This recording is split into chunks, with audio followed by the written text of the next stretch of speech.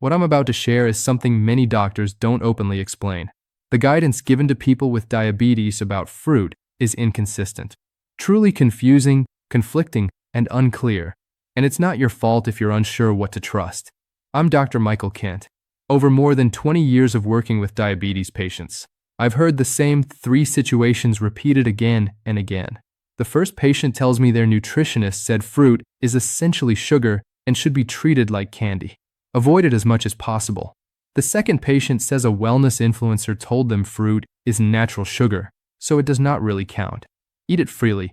The third patient read a headline warning that tropical fruits are dangerous, but found no clear details about which ones, why, or in what amounts. 3 very different answers, all coming from people claiming expertise. It's no surprise you feel stuck. And what happens because of that confusion? Some of you have completely stopped eating fruit. That means missing out on fiber, vitamins, and important compounds your body actually needs to help manage the complications of diabetes. Others are eating fruit without any plan, then checking glucose levels and wondering why they continue to rise. Neither group has been given the proper tools to make confident choices. That changes now. Today, I will guide you through the 10 best fruits for managing blood sugar and the 5 fruits that require real caution. This is not based on guesses or fear, but on how each fruit truly behaves in your body according to science. We will be clear, we will be direct, and by the end, you will feel like you finally have a simple, reliable guide. But first, I want to say something important, and I need you to really hear it. There is no fruit in the world that I will tell you to completely avoid forever. Not a single one. That kind of thinking leads to frustration, obsession, and eventually giving up. What I believe in is understanding. When you understand how a food works in your body, you stop fearing it and start managing it.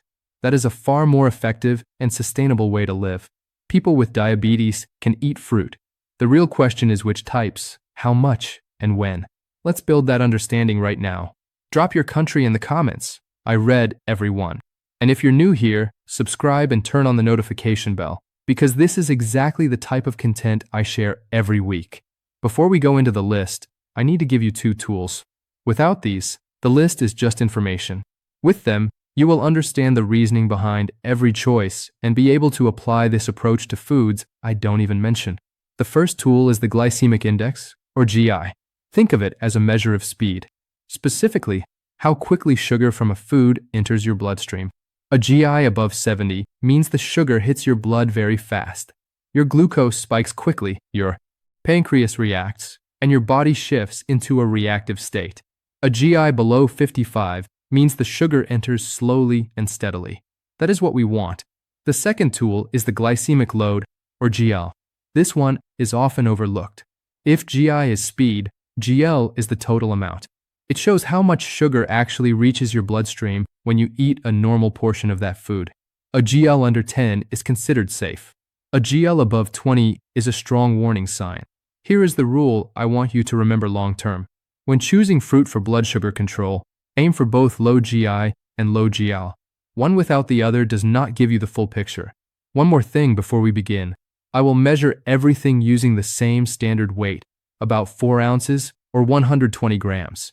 This keeps comparisons fair and realistic. Let's go through 10 fruits that support better blood sugar control. The last one is the one I recommend most. Number 10 is plums. Plums are often overlooked. With a GI of 39 and a GL of just 5, they sit safely within the recommended range. If you want something naturally sweet that will not spike your glucose, a plum is a dependable option. They are also high in vitamin C and contain compounds that support liver health, which plays a key role in insulin sensitivity. Number 9 is pears. A ripe pear has a GI of 38 and a GL of 4, excellent values. But here is something important about pears. Their fiber is not evenly spread throughout the fruit. A large portion is located just under the skin. If you peel the pear, you remove much of that benefit. Eat it whole, with the skin. That fiber acts as a barrier that slows the release of sugar into your blood. Do not discard it. Number 8 is apples. With a GI of 36 and a GL of 6, apples are a strong choice. You already know they are healthy, but here's a key detail. Apples contain a soluble fiber called pectin. Pectin not only slows sugar absorption, but also helps lower LDL cholesterol. often referred to as bad cholesterol. For people with diabetes, heart health is the main long-term concern. Eating an apple with its skin supports both blood sugar control and cardiovascular health. Never overlook the simple apple. Number 7 is passion fruit. GI of 27, GL of 5. Those are impressive figures. Passion fruit is among the most blood sugar-friendly fruits available, yet many people have never thought about including it in their routine. Here is an added benefit. Passion fruit contains natural compounds that have a mild sedative effect, helping support deeper, higher quality sleep. Why would a diabetes-focused channel emphasize sleep? Because poor sleep directly increases insulin resistance. Even one restless night can raise your fasting glucose the next morning, similar to the effect of eating poorly. Passion fruit is not just a snack, it can also be part of a nighttime strategy. Number 6 is oranges. And pause here for a moment, because what comes next may have more practical impact on your daily blood sugar than almost anything else discussed in this video. A whole orange, eaten with all its natural segments, has a GI of 40 and a GL of 5. Safe, nutritious, and truly beneficial. But drinking orange juice is not the same. They are different foods and should not be treated as equal. Think about your usual morning. If you pour a glass of orange juice, it likely takes 2 or 3 oranges to fill it.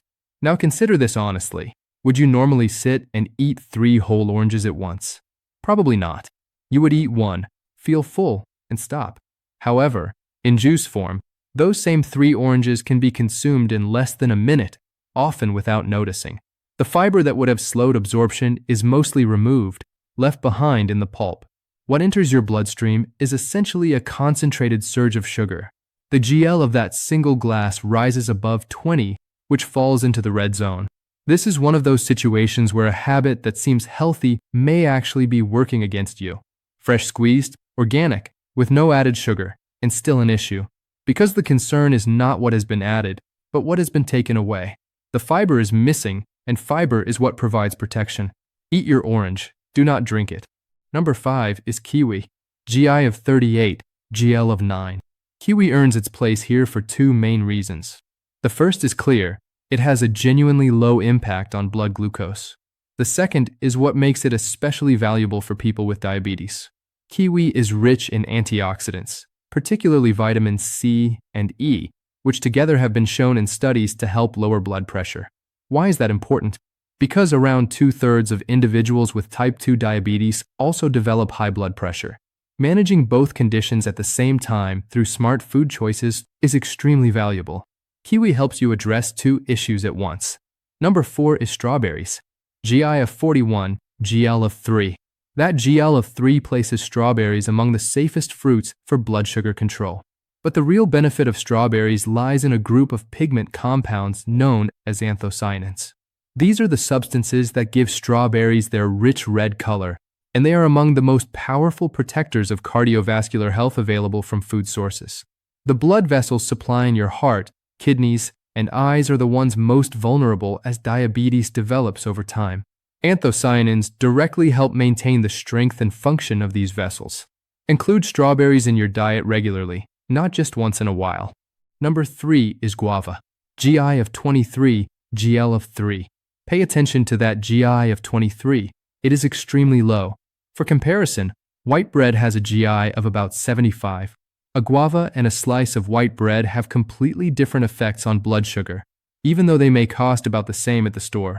I also want to address a common myth that has discouraged people from eating fruits they actually need. The claim is that fructose, the sugar found in fruit, harms the liver, making all fruit unsafe for diabetics. This is incorrect and needs to be clearly stated. Fructose becomes harmful when consumed in concentrated forms such as soda, corn syrup, and processed juices. In those cases, the liver processes it in a way that can cause issues over time. However, the fructose in a whole guava comes with fiber, water, vitamins, and polyphenol, which completely change how the body handles it. Your liver does not process a guava the same way it processes a sugary drink. Do not let fear of terminology stop you from eating a truly beneficial food. Number 2 is peaches. GI of 42, GL of 4. Peaches are one of the most suitable fruits for people managing blood sugar.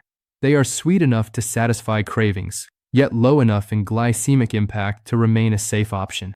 This is also a good time to answer a common question.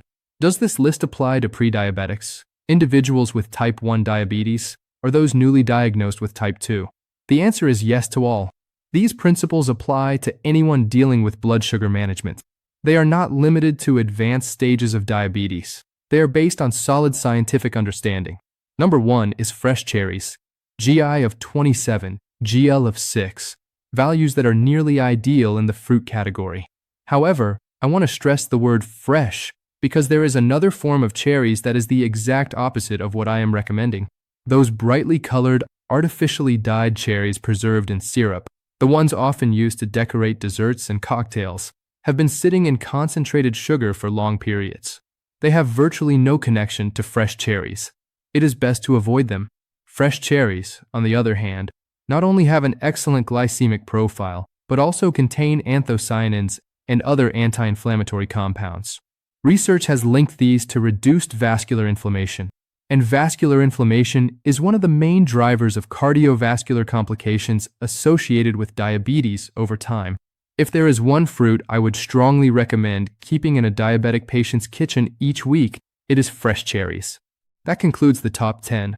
Now, I need your full attention, because what comes next is where many people make subtle, repeated mistakes without realizing it. These fruits are not obviously harmful. They appear in wellness plans, smoothie recipes, and even hospital cafeterias. They have positive reputations. And for someone managing blood sugar, that reputation can make them easy to underestimate. So far, we have been in a relatively safe zone. Now we move into a different category. I call these the high-stakes fruits. They are not forbidden or harmful, but they require careful handling. Eating them without attention is like driving fast on a wet road. You may be fine, but the margin for error is smaller than it appears. Number 5 on the caution list is papaya. GI of 58, GL of 10. Papaya is genuinely beneficial for digestion. It contains an enzyme called papain, which helps break down proteins and can ease bloating and discomfort. That benefit is real and should not be ignored. However, for someone with diabetes, the digestive benefits come along with a glucose impact. You cannot separate the two. At a GL of 10, papaya sits right at the edge of what is considered safe. If you choose to eat papaya, keep portions small, pair it with protein, and avoid making it a daily habit. Number 4 on the caution list is pineapple. GI of 59, GL of 14. Pineapple is refreshing and has gained a strong reputation in wellness circles. You may have heard claims that it burns fat, detoxifies the body, or reduces inflammation through an enzyme called bromelain. Some of these claims have scientific support. However, your pancreas does not respond to reputation, it responds to sugar load. At a GL of 14, pineapple presents a significant glucose challenge. Limit yourself to half a cup, not a full bowl, and not as something to eat freely just because it seems healthy. Approach pineapple with care. Number 3 on the caution list is mango. GI of 56, GL of 14. Mango is loved worldwide, and for good reason. Its taste is exceptional, and its cultural importance is undeniable. But there is a common mistake I see repeatedly, and it is important to address it clearly. Some people believe that adding chia seeds or flax seeds to a mango smoothie makes it safe for blood sugar. That assumption is misleading. Here is what actually happens. Those seeds slow the rate at which sugar enters the bloodstream. This affects the glycemic index, meaning slower absorption. But the glycemic load, which is the total amount of sugar your body must process, remains exactly the same. Your pancreas still has to handle every gram of sugar from the mango. You have only extended the timeline, not reduced the total impact. Think of it like a financial obligation. If you owe money and are allowed to pay in smaller installments instead of one large payment, the total amount owed does not decrease. You still pay every dollar. That is what chia seeds do in this situation. Do not treat so-called superfoods as permission to ignore portion control. They do not function that way. Number 2 on the caution list is bananas. GI of 62, GL of 16. Bananas are widely available, affordable, convenient, and nutritionally valuable. They provide potassium, B vitamins, and quick energy. All of that is valid. However, consider the GL of 16. Earlier, we discussed avocado, which has a GL of just 2. A banana delivers roughly 8 times the blood sugar load of an avocado. This comparison is not meant to alarm you, but to give you a clear sense of scale. If you choose to eat bananas, follow 2 guidelines. First, select bananas that are just ripe with a slight green tint remaining. A banana covered in brown spots has already converted most of its starch into rapidly absorbed sugar. The riper the banana, the greater the glycemic impact. Second, eat only half, not the entire fruit, and pair it with protein. Number 1 on the caution list, and the fruit that ranks highest for reasons beyond just numbers, is grapes. GI of 61, GL of 12. The issue with grapes is not only their glycemic values, but also how they are typically consumed. You may plan to eat 5, but you eat 1, then another, and continue without noticing. Their small size creates the impression that intake is minimal, and before you realize it, you may have consumed 20 or more, equivalent to the sugar content of a candy bar. Grapes do contain resveratrol, a polyphenol with genuine antioxidant benefits. That is true. However, the tendency to overconsume them is equally real. If you decide to eat grapes, count them in advance. Set a limit of 10 and stop there. Avoid eating directly from the bunch. Before moving on to the special case many of you have been waiting for, I need to highlight 2 risks that are more significant than any single fruit discussed so far. The first is dried fruit. This includes raisins, dried apricots, dried mango, prunes, and dried cranberries. Consider what happens during the drying process. Water is removed. That is all. But water is what naturally dilutes the sugar in fresh fruit. When it is removed, the sugar remains concentrated in a much smaller volume. A small handful of raisins can carry the glycemic load of several whole grapes, often exceeding a GL of 30. For individuals managing blood sugar, dried fruit is not the same as fresh fruit. It is concentrated sugar presented with a healthy image. Treat it accordingly. The second risk is ripeness. This is a fundamental biochemical process that is rarely discussed. As fruit ripens, the starch it contains gradually converts into sugar. This is predictable and continuous. A slightly green banana contains resistant starch, which is absorbed slowly and supports beneficial gut bacteria. The same banana, once it develops brown spots, has converted much of that starch into glucose and fructose that are absorbed quickly. It is the same fruit, the same size, but it can produce a very different blood sugar response depending on when you eat it. Choose fruit that is just ripe or slightly before peak ripeness. Avoid fruit that is overly soft and excessively sweet. Now, watermelon. I know many of you have been expecting this to come up. You may have noticed it was not included in the top 10 or in the caution list. That was intentional. Watermelon is a unique case and requires its own explanation. From a nutritional perspective, watermelon is quite remarkable. It contains citrulline, a compound that helps relax and widen blood vessels, directly supporting healthy blood pressure. For someone with diabetes, where cardiovascular risk is already higher, this is a meaningful benefit. From a glycemic index perspective, watermelon ranks high, above 72, which may seem concerning. But here's the paradox. The glycemic load of a standard 120-gram serving is only 4, because watermelon is 92% water. There isn't much sugar in a typical portion, even though the sugar it does have is absorbed quickly. So, in theory, moderate watermelon consumption can be manageable for most people with diabetes. Here's where honesty is key. Think about the last time you ate watermelon. Did you cut a precise 4-ounce slice, eat it, and stop? Or did you continue because it was sweet, refreshing, and the bowl was still in front of you? Most people know the answer immediately. The issue isn't the watermelon itself. It's how it affects your sense of portion. If you can eat 1 measured serving and put it down, watermelon can be a healthy choice. If not, the combination of quick sugar absorption and the amount you actually consume can cause problems. Only you know which group you fall into. Be honest with yourself. I want to speak to you directly for a moment, not as a doctor reading a list, but as someone who has worked with thousands of people navigating exactly what you are facing now. I read the comments on these videos every day. Beneath the questions about glycemic indices, medications, and which fruits are safe, I hear something else. I hear exhaustion. I hear people who have received so many conflicting instructions from so many voices that they no longer trust their own judgment. People who feel like every food choice either quietly saves them or slowly harms them. That is exhausting, and I want you to know I see it. Here's something else I know. Trying to change everything about your diet in 1 week is the fastest way to change nothing permanently. Radical overhauls feel powerful at first, but rarely last beyond 2 weeks. Small, specific, and consistent changes are what create real progress over months and years. So here's my challenge for you tomorrow. Just tomorrow. Not a new lifestyle, not a complete overhaul, just one thing. Look at your breakfast. Breakfast sets your glucose trajectory for the entire day. A high-sugar breakfast triggers cravings, reactive hunger, and elevated glucose that can persist until dinner. A balanced breakfast can change the arc of your day. If you currently start with sweetened cereal, white toast, fruit juice, or a smoothie, try this instead. 2 eggs, any style, and 1 fruit from the top 10 list, eaten whole. A peach, a handful of strawberries, a couple of plums. Nothing complicated, nothing expensive.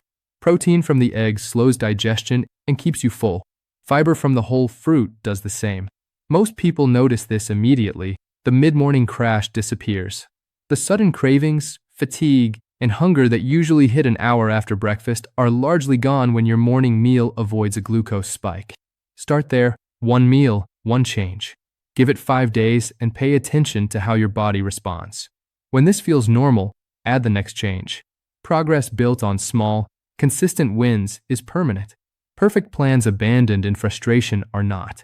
Now let's summarize.